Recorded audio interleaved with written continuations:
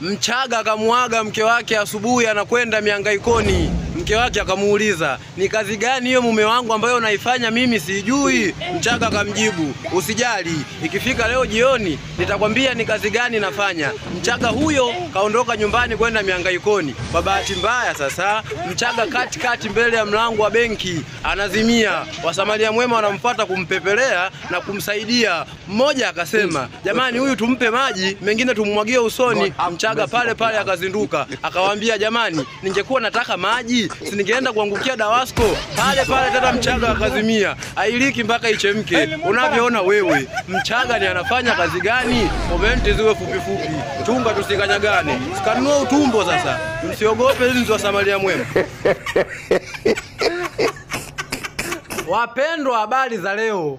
Wema, uzima upo? Nina biashara hapa, nauza kitanda cha 6 kwa 6. Bado ni kipya na godoro lake la nchi 10. Nipe 1,500,000 tu kama unahitaji. Njoo ni box uniambie. Nikikuuzia mimi nitakuwa nalala wapi? Hailiki mpaka ichemke. Moyo usiokuwa na shukrani ukausha mema yote.